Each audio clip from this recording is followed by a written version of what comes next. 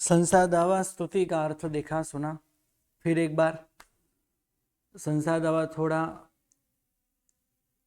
Hard है, इसलिए और एक बार इसका अर्थ करते हैं, बाद में आगे चलते हैं। किसी को बोलने की इच्छा है संसार दावा स्तुति का अर्थ?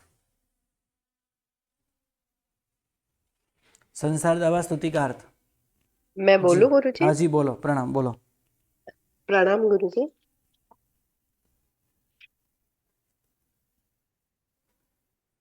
संसार दावा नलदाह नीरम सम्मोह धूलि हरणे समीरम माया रसादारण सारसीरम नमामि वीरम गिरिसार धीरम।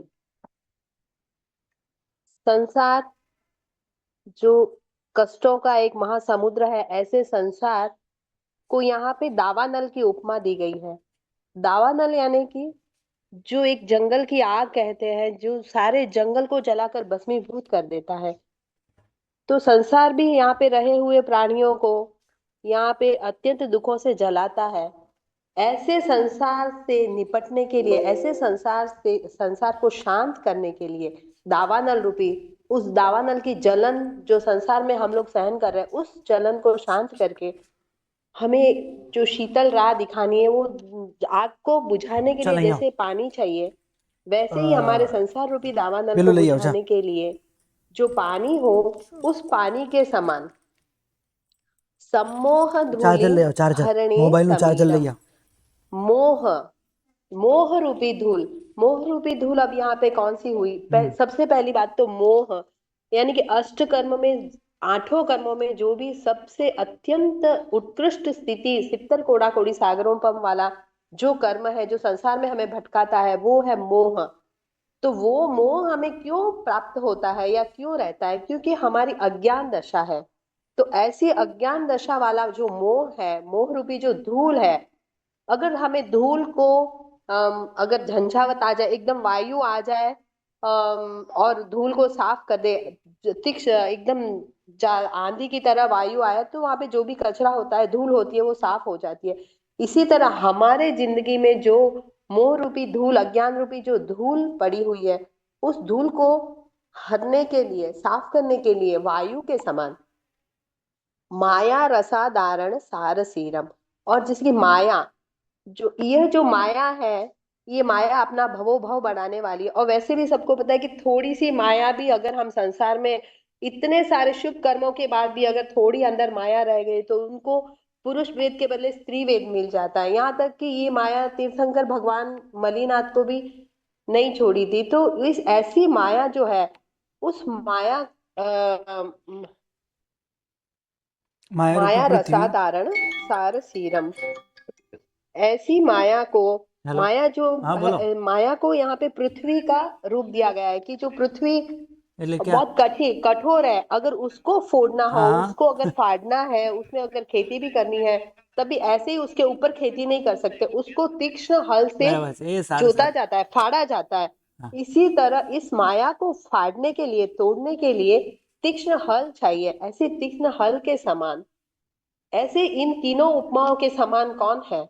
अगर ये कोई है, तो जो मेरु पर्वत अटल निश्चल और एक धीर गंभीर जैसा जो मेरु पर्वत है, किसी झंझावत से, किसी भी तरह से जो झुकने वाला नहीं है, ऐसे अटल श्री महावीर स्वामी जो मेरु पर्वत के समान धीर वीर गंभीर है, ऐसे महावीर प्रभु के चरणों में हम नमस्कार करते हैं।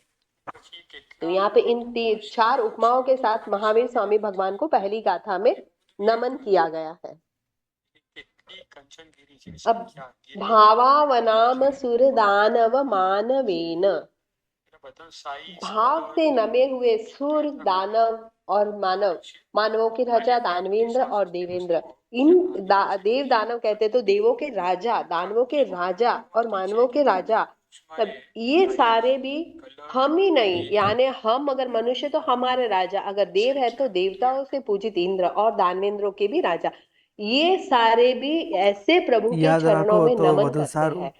ये तो मुकुटधारी है, हम तो साधारण मानव है, पर ऐसे मुकुटधारी भी अगर भगवान के चरण कमलों में जो नमन कर रहे हैं, उस समय उनके मुकुटों में जो कमल की जो રાખો તો कमल સારું. लगे हुए हैं, આ वो બધું તમે कमल યાદ इस રાખો ને તો तरह ઘણું झुक रहे સારું, हैं जैसे કારણ કે कि ભવિષ્યમાં अब એટલું हम लोग अगर आज વધુ आज કામ की डेट में લાગે. देखा जाए तो कोई एक डांस हो रहा है, कुछ कुछ हो रहा है, तो उसमें कोई पहले एक उनका थीम रहता है कि इसका हाथ पहले जाएगा, फिर दूसरा, तीसरा, तीसरा, ऐसे जाता है, तो उनकी एक लहरी बनती जाती है, कभी हाथों की, कभी फेस झुका है, तो ऐसे जैसे लहरी बनती है, ऐसे उन राजाओं के मुकुटों में रहे हुए कमल की श्रेणियां झुकती है, तो इतना सुंदर दृश्य होता है कि બીજું सुशोभित હજી हो એક લઈએ, जाता है वहां का सारा બીજું હજી એક છે લઈએ, वातावरण। એ બંધ લઈએ.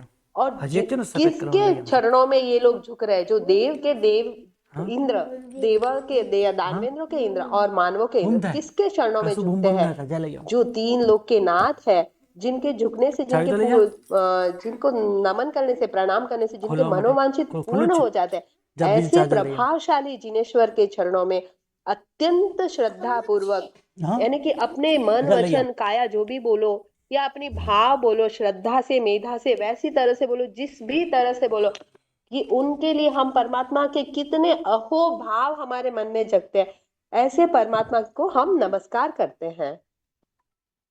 बोधागाधम सुपद पदवी नीरपुरा विरामम, इस तरह हम सर्व जिनेश्वर, दूसरी गाथा में हम सर्व जिनेश्वर भगवान को अहोभाव से वंदन करते हैं। बोधागाधम, यहाँ पे अभी अगाध बोध, यानी यहाँ पे आगम को हमने समुद्र की उपमा दी है। अगाध समुद्र जिसको हम तैर के कभी पार नहीं पा सकते हैं, ये अपरिमित है। अगर एक समुद्र को देखा जाए तो कभी उसका किनारा, कि इस किनारे से खड़कर हम देखें तो कभी समुद्र का किनारा दिखाई नहीं देता है, यानी कि हम उसको पार अपनी आंखों से, अब अगर हम उसको तैर के भी पार करना चाहे तो हम किसी भी तरह, कोई भी हिसाब से हम लोग पार नहीं कर सकते हैं। ऐसे अगाध समुद्र में, ऐसे अगाध समुद्र की तरह हमारे आगमों की उपमा दी गई है। हमारे आगम यानी हमारे आगम शास्त्र, जो मोक्ष मार्ग में ले जाने का सबसे सरल रास्ता बताने वाले हमारे शास्त्र, जिनकी रचना इतनी सुंदर है और ज्ञान से इतने गंभीर बने हुए हमारे शास्त्र है, कि इतने एक एक पद इनका इतना मनोहर, इतना सुंदर है कि पढ़ने में इतना आनंद आता है। क्यों आता है? क्योंकि आखिर हमारा जो स्टेशन है, हमारा जो मुकाम है, हमारा जो अंजाम होना है, वो इन शास्त्रों द्वारा ही पार पड़ना है। यानी कि अगर मोक्ष रूपी फल हमें चाहिए, हमें उस श्री देवी को प्राप्त करना है, तो हमारे पास सिर्फ और सिर्फ एक ही रास्ता है कि हमारे आगमों का हम सहारा ले, हम उस श्रुत ज्ञान का सहारा ले, जो हमें रास्ता, अत्यंत कठिन रास्ते को बहुत सरल तरीके से बता देता है, और पार पाने में हमारी हर जगह पे, हर हालत में, हर मुकाम पे सहायता करता है। બેટા जहां भी તે अटको કરंट वहां लागશે, से बहुत આંખો ખરાબ सरलता से થાય, हमारे हम આંખો जीव ખરાब के થાય लिए બેટા. निकलने का रास्ता बनाता है। और जो शास्त्र है वो जीव दया रूपी, सूक्ष्म विचार रूपी लहरों से भरपूर है। यानी कि जैसे समुद्र में लहरें आती है, इसी तरह शांत समुद्र भी लहरों से उछलता है तो बहुत मनोहर होता है। पर इसी तरह हमारे में जीव दया रूपी, हमारे अंदर, हमारी आत्मा में जैसे लहरें उठती है कि हाँ, मैं किसी भी जीव का भला करूं, और जो तीर्थंकर भगवान के अंदर तो जो लहरें उठती थी कि पूरी की पूरी सृष्टि को ही मैं मोक्ष में ले जाऊं, तो ऐसे भगवान ने जो शास्त्र हमें पहुंचाए हैं, गंधर्वों द्वारा रचित, जो हम तक पहुंचा है, तो हमारे अंदर भी उतनी ही लहरें उठती है, और हम उतने ही अहोभाव से, उतने ही आदर से, उतने ही सम्मान से श्रुत ज्ञान जो है, जो चूलिका रूपी ज्वार वाला है, यानी कि उसकी चूलिका अत्यंत ही मनोहर है। ऐसे ऐसे आगम शास्त्रों से चूलिका भरी हुई है कि हम तो હા શું આમ? कि हमारे लिए जो अत्यंत ही આ કરું आवश्यक है, તમારે ક્લાસ और ચાલે वो છે બેટા. बड़े ही नसीबों वाले हैं हम लोग की, जो हमें मिली भी है, ऐसे अलापक रूपी रत्नों से भरपूर है। यानी कि शास्त्र संबंधी जैसे उनको बोलना चाहिए, वैसे ही हम उस अलापक रूप में लेके ऐसे रत्नों को, समुद्र में रत्न बहुत ही गोते लगाने पर बहुत ही नीचे विरलों को ही मिलते हैं, इसी तरह शायद हम भी इतने भाग्यशाली है, पुण्यशाली है कि ऐसे आलापक रूपी रत्न हमें मिले हैं। और जो रत्नों को, जिसका पार, संपूर्ण पार पाना अत्यंत कठिन है। ठीक है, जैसे हम अगर कहे कि समुद्र में से एक गागर तक का आगम अभी है, तो हमारे लिए वो गागर भी बहुत ही बड़ा समुद्र है, बहुत ही बड़ा समुद्र। उस उसका एक बिंदु अगर हम लेने की कोशिश करें तब भी हमारे लिए कठिन है। ऐसे अगर वीर प्रभु ने ऐसा सागर, श्रुत का सागर हमारे लिए खड़ा कर दिया, हमारे लिए बता दिया है, और हम उनका पार ना पाए, तो वो भी बहुत गलत बात है। तो जितना हो सके हम उसमें डूबे समुद्र में, उसके रत्नों को प्राप्त करने की कोशिश करें। और हर हालत हर हालत में अगर हमें चाहिए तो उसकी सेवा तो जरूर बनती है। हम आदर पूर्वक उसकी सेवा में डूबे रहे और उसको पार पाने का या उसमें से कुछ न कुछ अंश लेने की कोशिश करते रहे। तो ये तीसरी गाथा में हमने शुद्ध ज्ञान की, आगम की स्तुति की है।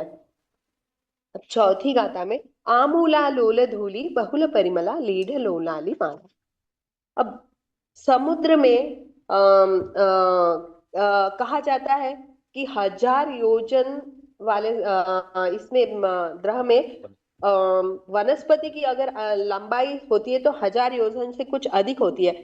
तो वो इसी से नापी जाती है कि 1000 योजन अगर उसकी डंडी है तो कमल का फूल उससे, उस पानी से कुछ ऊपर है, इसीलिए वनस्पति की ऊंचाई 1000 योजन से कुछ अधिक कही गई है।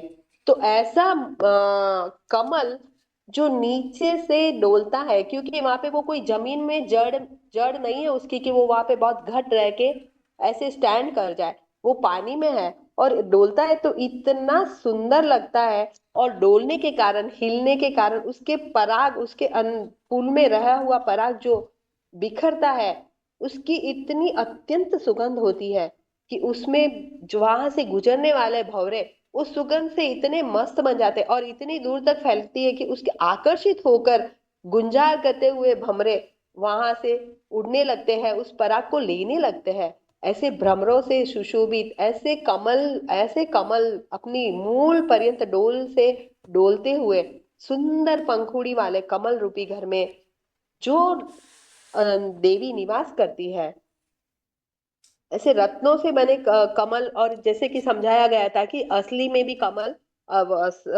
कमल जो होते हैं वैसे कमल, उसमें निवास करने वाली देवी कैसी देवी होगी अगर इतने कमल ही सुंदर है और इतनी सुंदर पंखुड़ियां है, उस पे भ्रमर की गुंजार से सुशोभित हो रहे हैं।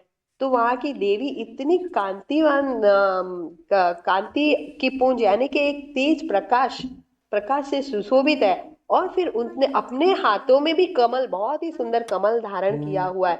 और उनका जो गले का हार है वो तो अत्यंत देदीप्यमान, उसकी चमक निकल रही है। ऐसे मनोहर सुशोभित हार से सुशोभित देवी।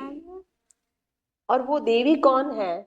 दूसरी कोई देवी नहीं है, जो द्वादशांगी की अधिष्ठायिका श्रुत देवी है। जैसे कि हमने तीसरे गाथे में श्रुत आगम की इतनी महत्ता पहचानी है, उस महत्ता को धारण करने वाली द्वादशांगी की अधिष्ठायिका जो देवी है वो है श्रुत देवी।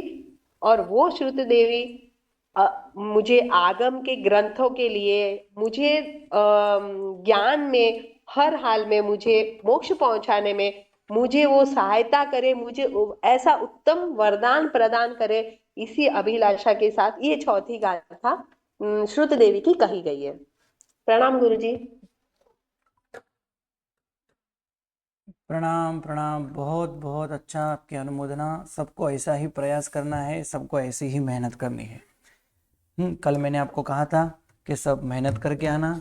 ये जो संसार दावा स्तुति है इसकी तैयारी करके आना जरूरी है। ये सब आना है ना, कि पढ़ने के बाद ये ना आए तो ये अच्छी बात नहीं है। आना जरूरी है। अभी हम आगे बढ़ते हैं। पुखर वरदी वड्ढे सूत्र, जिसका दूसरा नाम है श्रुतस्तव। श्रुतस्तव ऐसा नाम क्यों है? क्योंकि इसके अंदर श्रुत धर्म यानी आगम, जिनमत,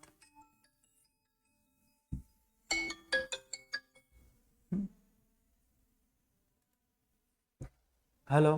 हाँ प्रणाम। प्रणाम, बोलो।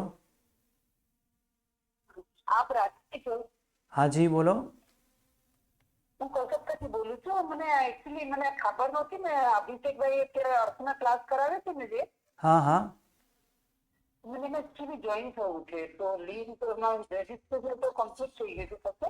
નહીં નહીં, એવું છે કે આજે ક્લાસ નથી અને એ અભિષેકભાઈ બીમાર છે એટલે સૂઈ ગયા છે. આજે ક્લાસ નથી અને તમે ગ્રુપમાં એડ થઈ ગયા છો. એની રજીસ્ટ્રેશનની ડેટ તો 26 હતી લાસ્ટ. કોઈ વાંધો નથી, કોઈ વાંધો નથી, તમે જોઈન થઈ શકો. હું તમને જોઈન કરી. આ જ નંબર છે ને તમારો? તમારો આ જ નંબર છે ને? હા હા હા હા તો હું તમને આ નંબર પર. રાજુભાઈ? હા જી જી. હા હું જાગૃતિબેન બોલું છું. ઓહો હો, એ સારું સારું. હું તમને પછી કોલ કરું, મારો ક્લાસ ચાલુ છે. Okay okay okay. હા.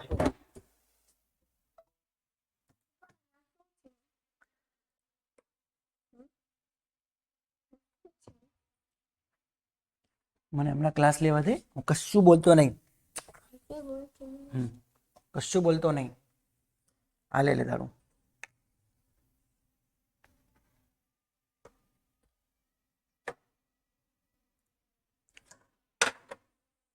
तो पुखर वरदि बढ़े इस सूत्र के अंदर श्रुतस्तव, श्रुत धर्म की बात की है, आगम की बात की है, जिन मत की बात की है, जिन शासन की बात की है,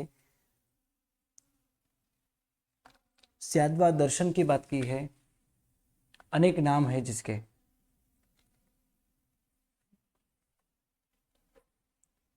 ऐसे श्रुत धर्म की स्तुति इस गाथा में की है और इस सूत्र का प्रथम शब्द पुखर वर दिवड्ढे है। इसी के कारण आदि नाम, इस सूत्र का आदि नाम पुखर वर दिवड्ढे सूत्र है। पूरा प्राकृत में ही है। और अभी क्या कहते हैं कि पुखर वर दिवड्ढे धाय ई संडे अ जम्बू दिवे अ भरहे रवय विदेहे धम्मा ई गरे नमम सामे तम तिमिर पडल विद्धम सणस्स सूरगण नरिंद मह्यस्स सीमाधरस्स वंदे पप्फोडीय मोहजालस्स।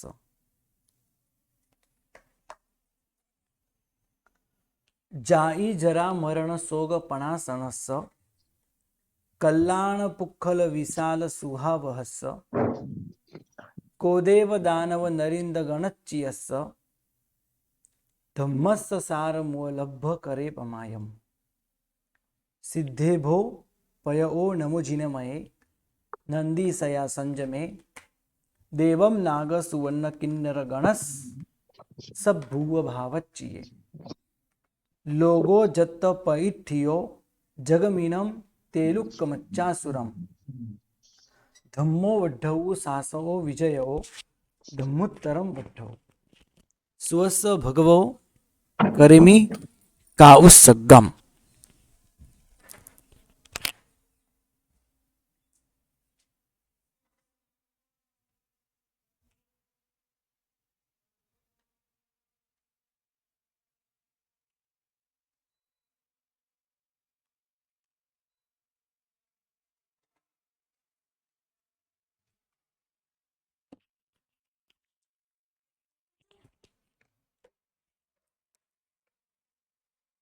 इस सूत्र में हमारी भूल कहाँ पे होती है, पहले इसकी हम बात करते हैं। इस सूत्र बोलते समय जिनका हमको ध्यान रखना है, पुखर वर, पुखर वर नहीं, पुखर वर, पुखर नहीं, पुखर बोलो। आने ले जाओ नहीं अभी आ पोपट ने जा बेटा आ काय शांति बैठो नहीं, खतरनाक पोपट છે, બધું બગાડે છે। અહીંયા મૂકી દે, જા મોટા પપ્પા બોલાવે છે, જાઓ જાઓ જાઓ જાઓ તું અને સિદ્ધ સુવિધિ બેબી રમજો હો, 2 જણા જાઓ.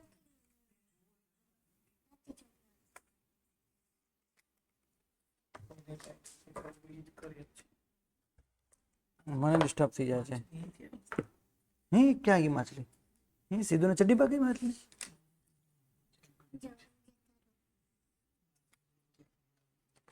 બંધ રાખ્યું છે.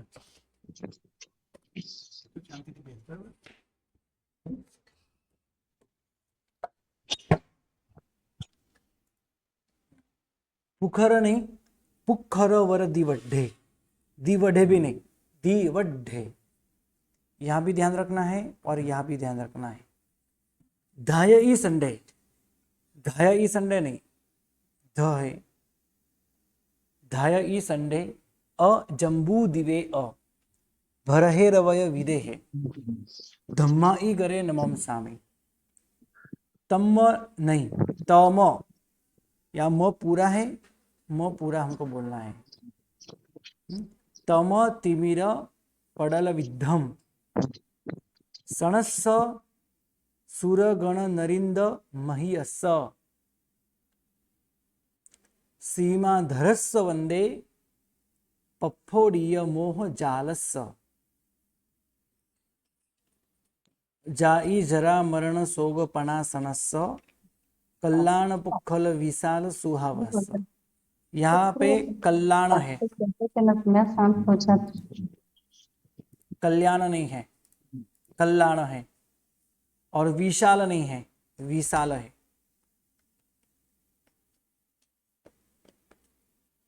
विशाल है, विशाल एक करेक्ट है. विशाल नहीं, विशाल. सुहावहस. को देव दानव नरिंद गणच्चियस, गणचियस नहीं, गणच्चियस, गणच्चियस. आधा च है. ग गणच्चियस, राइट, ऐसे हमको बोलना है. गणच्चियस. धम्मस्स सार मूलभ करे पमायम. सिद्धे भो पयो नमो जिनमये, नंदीसया संजमे, देवम नाग सुवर्ण किन्नर गणस. गण में किसी के पुस्तक के अंदर यहाँ पे गण लिखा हो तो वो गलत है. गणस डबल स है, गणस. और ये जो स है ना, यहाँ पे मैंने लिखा है गणसभुव, गणसभुव नहीं, गणसभुव. भावच्चिये.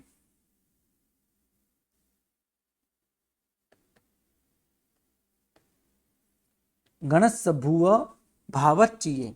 लोगो जत्त पैठियो जगमीनम, तेलुक्क मच्चासुरम. तेलुक नहीं, तेलुक्क डबल क, मच्चासुरम. धम्मो वड्ढौ सासो विजयो, धम्मुत्तरम वड्ढौ. सुअस्स भगवो कर्मी का उत्सकम. सुअस नहीं, सुअस्स. और भगवो कर्मी का उत्सगम, राइट. इतने शब्द हमको याद रखने हैं. बोलो, इसमें किसी को कोई प्रश्न? कब क्या कैसे बोलना है? और ये अंतिम 2 गाथा हम राग में भी बोल सकते हैं. जाई जरा मरण सोगपनासनस्स, कल्याण पुक्खल विशाल सुहावहस्स, को देव दानव नरिंद गणच्चियस्स, धम्मस्स सार मुवलभ करे पमायम. सिद्धे भोपय ओ नमो जिनमये, नंदीसया संजमे, देवं नागसुवन्न किन्नर गणस, सभुव भावच्चिये. लोगो जत्त बैठियो जगमिनम, तेलुक्कमच्चासुरम, धम्मो वड्ढौ सासो विजयो, धम्मुत्तरम वड्ढौ. स्वस्य भगवो कर्मी काव्यसगम. अंतिम 2 गाथा हम राग में भी बोल सकते हैं.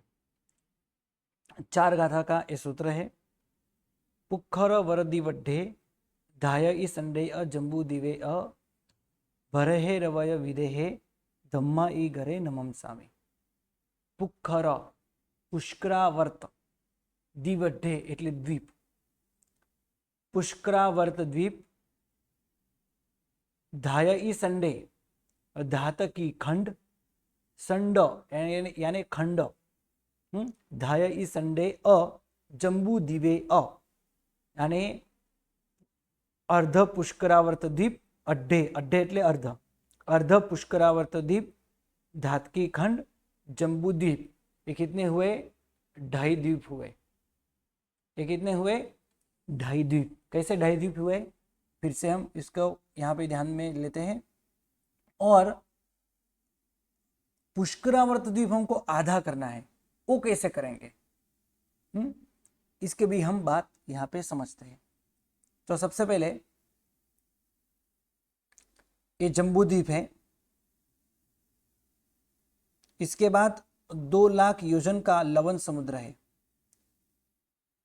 ये पानी है। इसके बाद धात की खंड है, बराबर है। उसके बाद कालोधधी समुद्र है, ये सब पानी है। और इसके बाद पुष्करावर्त द्वीप है, और वो पुष्करावर्त द्वीप हमको लेना है आधा। हम आधा कैसे करेंगे? पुष्करावर्त द्वीप इसमें से हम अलग करके साइड में रख दे तो वो कैसा बनेगा? तो ऐसा हमको दिखाई देगा, राइट? ये हमको ऐसा दिखाई देगा।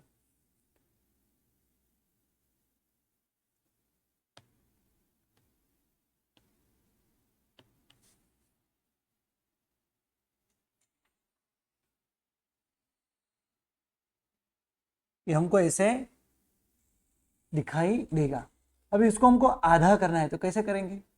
इसके अंदर तो कालोदरी समुद्र है, बाद में धात की खंड है, बाद में लवण समुद्र है, और बाद में जम्बू द्वीप है। तो इसको हम भूल जाते हैं। तो आधा हम कैसे करेंगे? आधा हम ऐसे करेंगे, ये हुआ आधा। यहां पे मानुषोत्तर नाम का पर्वत है,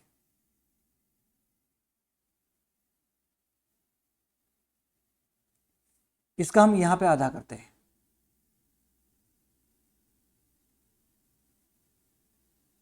यहां पे हुआ मानुषोत्तर पर्वत,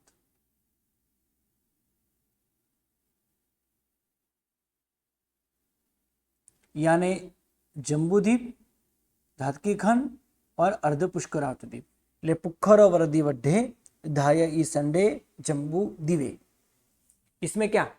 तो इसमें जहां जहां भरत क्षेत्र है, जहां जहां महाविदेय क्षेत्र है, और जहां जहां ऐरावत क्षेत्र है, यहाँ पे कैसे नाम दिए हैं? भरह यानी भरत क्षेत्र, एरवय यानी ऐरावत क्षेत्र, और विदेह यानी महाविदेय क्षेत्र। ऐसे तीनों क्षेत्र में धम्मा ई गरे, धर्म की आदि करने वाले, धम्मा ई गरे, धम्म आई गरे यानी आदि करनार, धर्म की आदि करनार ऐसे तीर्थंकर भगवंतों को मैं नमस्कार करता हूं। यहां पे कौन सा धर्म लेना है? श्रुत धर्म लेना है, क्योंकि जब जब तीर्थंकर परमात्मा को केवल ज्ञान की प्राप्ति होती है तो भगवान उसी केवल ज्ञान के प्रभाव से, केवल ज्ञान के आधार से श्रुत धर्म की स्थापना करते हैं। कैसे? गणधर भगवान को दीक्षा देके, जैसे दीक्षा देते हैं और उनके मस्तक पर वासक्षेप होता है, तो भगवान के प्रभाव से गणधर भगवान सिर्फ अंतर्मुख में ही द्वादशांग की रचना करते हैं। ये द्वादशांगी यानी श्रुत धर्म, यानी ऐसे श्रुत धर्म की शुरुआत भगवान के द्वारा ही होती है, अन्य किसी के द्वारा नहीं होती। भगवान वासक्षेप डालते हैं, उसी समय अफाट, अतुल्य, अनुपम, अमाप ऐसे श्रुत धर्म द्वादशांगी, इसकी रचना सिर्फ अंतर्मुख काल में गणधर भगवान कर लेते हैं। निमित्त कौन बने? भगवान खुद। तो ऐसे ऐरावत, भरत और महाविद्य क्षेत्र के अंदर धर्म की आदि करने वाले ऐसे तीर्थंकर भगवान को, या फिर जिससे धर्म की आदि होती, शुरुआत होती है, ऐसे श्रुत धर्म को, दोनों अर्थ हम ले सकते हैं। क्योंकि भगवान या भगवान का केवल ज्ञान दोनों अलग नहीं है, दोनों एक ही है। या फिर डायरेक्ट हम तीर्थंकर भगवान को भी वंदना करते हैं, या फिर ऐसा भी कह सकते हैं कि यहाँ पे जिससे धर्म की शुरुआत होती है वो है श्रुत धर्म। और ऐसे श्रुत धर्म को मैं नमस्कार करता हूं, जिससे धर्म की शुरुआत होती है। हाँ, याद रखना, इसका अंत यानी शासन का अंत। हाँ, इसका अंत यानी शासन का अंत। 5वें आर्य के अंत तक श्रुत धर्म है, रहेगा। अंतिम श्रुत यानी 10 वैकालिक सूत्र रहेगा। 10 वैकालिक सूत्र का नाश, इसका ज्ञान का नाश यानी शासन का नाश, शासन का विच्छेद, संपूर्ण विच्छेद। 5वें आर्य के अंतिम दिन में शाम के समय अंतिम प्रहर में श्रुत धर्म का नाश होगा, यानी 5वें आर्य के अंतिम दिन तक हमारा शासन, भगवान ने जो स्थापित किया हुआ है, ऐसा जिन शासन रहेगा वो श्रुत धर्म के माध्यम से ही रहेगा, श्रुत धर्म के प्रभाव से ही रहेगा। तो पुखर वरदि वड्ढे धाय संडे जम्बूद्वीप भरे रवि विदेह दम्माय गणे नमः स्वामी। अर्ध पुष्कर धात के खंड जम्बूद्वीप और भरत, ऐरावत और महाविद्य क्षेत्र के अंदर ऐसे धर्म की आदि करने वाले, श्रुत धर्म की आदि करने वाले, जिससे धर्म की आदि होती है, ऐसे श्रुत धर्म को या फिर तीर्थंकर भगवान को नवम स्वामी मैं नमस्कार करता हूं। किसी का कोई प्रश्न? प्रथम गाथा में पुष्कराद्वीप में महाविद्य कहाँ पे है, धात के खंड कहाँ पे है, धात के खंड में कितने ऐरावत क्षेत्र है, इसके लिए हमको थोड़ा लघु संग्रहणी के अंदर जाना होगा और इसी के अंदर सब कुछ आपको बताया है। आप यहां देख सकते हो, ये जो है ना, ये जम्बूद्वीप है। आदि यानी शुरुआत करने वाले, आदि यानी शुरुआत। आदि के अर्थ दो भी होते हैं, आदि यानी ETC वगैरह, ऐसा भी इसका अर्थ होता है। आदि यानी शुरुआत, जैसे हम आदिनाथ भगवान कहते हैं। आदिनाथ यानी धर्म की आदि करने वाले, शुरुआत में जो भगवान होते हैं वो। आदि के दोनों अर्थ है, लेकिन आदि यानी शुरुआत यहाँ पे हमको लेना है। तो ये क्या है? ये है जम्बूद्वीप। इसके बाद लवण समुद्र है, लवण समुद्र के बाद इस आकार में धातकी खंड है। सिर्फ हमको धातकी खंड ही देखना हो तो धातकी खंड हमको ऐसा दिखाई देगा, और अर्ध पुष्कर द्वीप भी हमको ऐसा ही दिखाई देगा। हाँ, है तो वो पूरा, लेकिन यहाँ पे पूरे क्षेत्र की बात नहीं हुई है। ऐसे पूरा धातकी खंड है, लेकिन इस क्षेत्र में मानुषोत्तर पर्वत है, बहुत बड़ा है।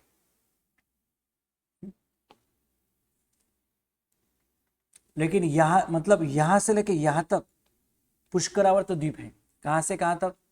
यहाँ से यहाँ तक पुष्करावर्त द्वीप है, लेकिन आधे में तो पर्वत ही है, तो आधे में इस आकार में सब पर्वत, छोटे छोटे पर्वत और क्षेत्र है। एक साथ हमको देखना हो तो देख सकते हो यहाँ पे। ये सब मानुषोत्तर, पूरा मानुषोत्तर पर्वत है। ये है जम्बूद्वीप, ये धातकी खंड, ये पूरा धातकी खंड है, और ये पूरा अर्ध पुष्करावर्त द्वीप है। इसके बाद ये मानुषोत्तर पर्वत है। और ये हमको यहाँ पे दिखाई देगा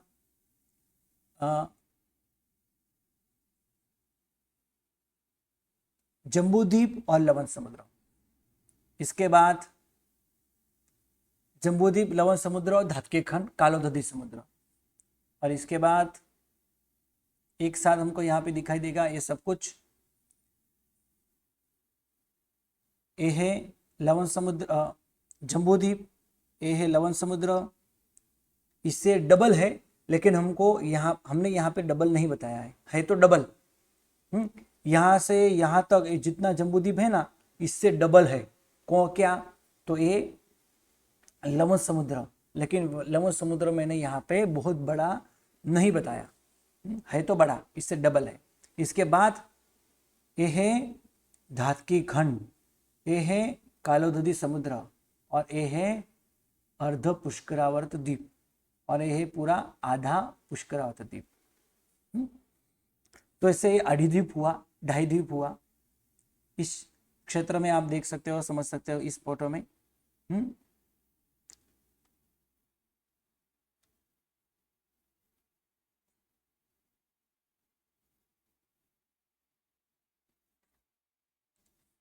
महाविद्य क्षेत्र एक, ये पूरा महाविद्य क्षेत्र है। धात्विक खंड में दो है, एक यहाँ पे है और एक यहाँ पे है। ऐसा हम कह सकते हैं पूर्व धात्विक खंड और पश्चिम धात्विक खंड, इसके दो नाम है। वैसे ही यहाँ भी पूर्व महाविद्य क्षेत्र और पश्चिम महाविद्य क्षेत्र। धात्विक खंड का, ये पूर्व धात्विक खंड का ए, पूर्व पुष्करावर्त द्वीप का महाविद्य क्षेत्र, और एक पश्चिम पुष्करावर्त द्वीप का महाविद्य क्षेत्र। ऐसे 5 महाविद्य क्षेत्र हैं। अभी 5 भरत क्षेत्र की बात करते हैं। तो एक यहाँ पे है, 1 2 3 4 और 5। वैसे ही ऊपर 5 ऐरावत क्षेत्र है, 1 2 3 4 और 5।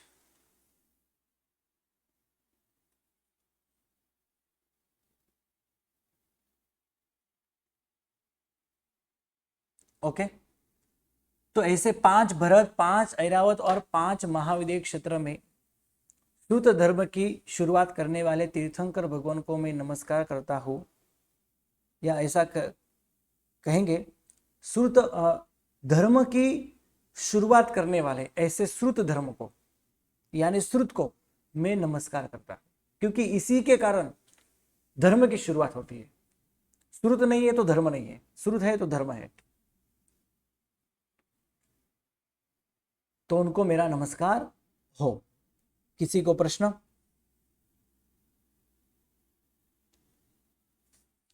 चलो, कल हम गुरुजी, हाँ पूछो। हर भगवान धर्म की आदि करने वाले होते हैं, तो फिर हमारे पास आदिनाथ भगवान का धर्म अब तक पहुंचा हुआ ही है, तो फिर दूसरे भगवान को शुरू करने की क्या जरूरत थी? ऐसा नहीं है। देखो, आचार विचार अलग होते हैं। आपने कल्पसूत्र इस समय इसका विवेचन आपने सुना होगा किसी साधु भगवान या साध्वी जी भगवान या फिर कोई ऐसे वीर सैनिक के मुख से आपने सुना होगा कि हर भगवान तीर्थ की स्थापना करते हैं। भगवान महावीर स्वामी थे तो उनके पहले भी पार्श्वनाथ भगवान के थे, उनके शिष्य भी थे। आपको पता है कि पार्श्वनाथ भगवान के शिष्य थे। उन्होंने महावीर स्वामी भगवान के पास, मतलब उनके शिष्य के पास, गौतम स्वामी के पास वापिस चरित्र का ग्रहण किया। क्यों? हाँ, ऐसा क्यों? क्योंकि पार्श्वनाथ प्रभु का शासन पूर्ण हुआ और महावीर स्वामी भगवान का शासन शुरू हुआ। तो उन्हें गौतम स्वामी के भगवान के पास, गौतम स्वामी के पास पहले वो 4 महाव्रत का पालन करते थे, बाद में 5 महाव्रत का पालन शुरू किया। ऐसा क्यों? काल पलट गया, काल पूर्ण हुआ, इसलिए एक सबकी एक मर्यादा होती, काल की भी एक मर्यादा होती। काल खुद एक मर्यादा से युक्त है। तो एक भगवान का शासन पूर्ण होने के बाद दूसरे भगवान का शासन आए तो एक धर्म छोड़ के दूसरे धर्मों को हमको स्वीकार करना चाहिए। जैसे वर्तमान काल में अभी ऑनलाइन पाठशाला भी शुरू हुई। है ना। ऑनलाइन पाठशाला भी, पहले ऐसे कोई ऑनलाइन पाठशाला थी नहीं थी, अभी काल ही ऐसा आया है, समय ही ऐसा है, सबके पास मोबाइल है, सबके पास कंप्यूटर है, सबके पास लैपटॉप है। हाँ, इसमें कोई अन्य चीज देखे, इससे अच्छा ये है, इससे बेहतर ये है कि इसी माध्यम से हम हमारे समय में, अनुकूल समय में हम स्वाध्याय आदि कर सकते हैं। तो इसी के कारण आज अनेक पुस्तक जो बाहर पड़े हुए हैं उनकी पीडीएफ फाइल आदि आ गई, इससे स्वाध्याय शुरू हुआ। तो ये सब अच्छी बात है, गलत बात नहीं। एक समय आ जाए, समय पूर्ण हो जाए, तो ये एक युग पूर्ण हो जाए तो बहुत कुछ चेंज होता है, जीवों के अंदर भी चेंज आ जाता है। इसी के कारण, ये चेंज के कारण ही हमको भी चेंज होना पड़ता है। इसलिए भगवान पार्श्वनाथ का शासन पूर्ण हुआ, भगवान महावीर स्वामी का शासन आया तो 4 महाव्रत गए तो 5 महाव्रत आए। एक काल का प्रभाव है। भगवान आदिनाथ ने संघ की, चतुर्वेद संघ की स्थापना तो की थी, लेकिन उस समय के जीव कैसे थे पता है आपको? रुजु और जड़, हृदय से बहुत सरल थे, लेकिन बुद्धिमत्ता से, ज्ञान से जड़ थे। उनको कब क्या करना चाहिए वो पता नहीं था। इसलिए तो 4000 राजा के साथ दीक्षा ली तो जंगल में जाके बढ़ गए कि भगवान आदिनाथ तो कुछ नहीं खाते, लेकिन हमको तो भूख लगती है, हमको तो खाना होता है, लेकिन शर्म के मारे में हम घर तो नहीं जा पाएंगे, तो जंगल में जाके खाना शुरू किया। जिनकी परंपरा आज भी है, जंगल में रहना, जंगल में साधना करना, आज भी जूनागढ़ में, गिरनार में ऐसे साधु संत है। ये उनकी ही परंपरा है कि भगवान आदिनाथ के शासन में जिन्होंने, आदिनाथ भगवान के साथ जिन्होंने दीक्षा ली, वो सब जंगल में जाके बैठ गए। उनकी ही परंपरा है। मरीचि की परंपरा भी हमको दिखाई देते हैं आज। मरीचि की भी परंपरा है। चोटी वाले ब्राह्मण होते हैं, अपेक्षा से चोटी आदि खींचना, तो इससे ज्ञान की बढ़ोतरी होनी, ये बात व्यवहार बहुत अलग है। लेकिन शुरुआत तो हुई कहाँ से? मरीचि से। शुरुआत करने वाले कौन थे? तो खुद महावीर स्वामी भगवान, उनका पूर्व भाव, राइट। गुरुजी, फिर तो हमारा जब से धर्म शुरू हुआ है तो साथ के साथ ही, मतलब ये धर्म भी शुरू हो ही गए साथ के साथ, आदिनाथ भगवान की दीक्षा के साथ ही सब कुछ शुरू हो गया। तो अभी वो कहे कि हमारा धर्म पुराना है, हमारा धर्म पुराना है, तो सारे साथ ही निकले हुए जी, साथ ही निकले हुए हैं। लेकिन सबसे पहले तो आदिनाथ भगवान ही आए हैं। हाँ, सनातनी तो वो भी है और हम भी है। लेकिन हमारा स्वरूप हम जानते हैं। उनके वेदों में भी ऋषभदेव की बात आती है, आपको शायद पता होगी। उनके वेदों में सबसे पहले देव ऋषभदेव बताए हैं। सबसे पहले ऋषभदेव, और दूसरा कोई नहीं है। ऋषभदेव यानी हमारे आदिनाथ भगवान ही है। तो बीच में के तीर्थंकर तो इसमें इतना चेंज नहीं होता, इसलिए 4 के 4 महाव्रती होते हैं, पहले भी 4 बाद में भी 4। लेकिन तो भी शासन पूर्ण होने के बाद अन्य शासन के, भगवान के शासन के साधु के साथ रहना होता है, तो फिर से ऐसा चारित्र आदि ग्रहण करना, ये सब प्रवृत्ति होती है। आगे बढ़ते हैं। ગુરુજી, બોલો। આપણે તમે આની પીપીટી મોકલશો પ્લીઝ, અને પેલા લઘુ સંગ્રહણીની બંનેની? અરે હા, હું ભૂલી ગયો, હું હમણાં મોકલી દઉં છું। 24 કલાકની અંદર તમને મોકલી દઈશ, બરાબર છે? અને આની પણ મોકલજો ને પ્લીઝ, કારણ કે નોટ બનાવ્યા વગર પછી જ્યારે મજા નથી આવતી ભણવાની, અને બધું ભેગું કરીને નોટ સરખી બનશે ને ગુરુજી, એટલે ચોક્કસ ચોક્કસ હું તમને મોકલી આપું છું, બરાબર? ધન્યવાદ। जी जी। तो हमने आज पहली गाथा का अर्थ किया है, कंठस्थ करके सोच समझ के इसका अर्थ का चिंतन हर समय हमको करना चाहिए। जैसे हम सूत्र बोलते हैं तो सूत्र के समय भी ऐसा ध्यान हमको आना चाहिए।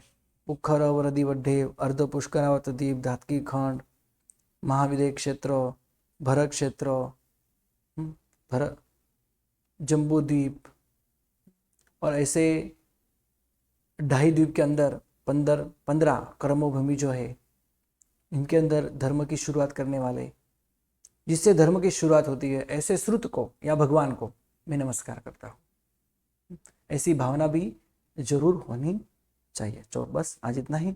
शायद कल क्लास नहीं होगा तो मैं आपको ये दोनों पीडीएफ भेजूंगा आपके स्वाध्याय के लिए, राइट। ग्रुप में भेज दीजिए। किसी को आगे फॉरवर्ड करने के लिए नहीं है, राइट।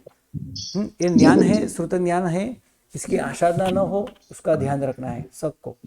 तो अगर आगे आपको फॉरवर्ड नहीं करनी है, आपके पास रखनी है और उसका अर्थ का चिंतन आपको करना है, बराबर है। जी गुरुजी। गुरुजी कल वो विनय वाला आधा रह गया था ना, विनय कैसे करना चाहिए विद्या का, हमारे ये ज्ञान का? जी जी जी, तो जल्दी जल्दी आ जाए।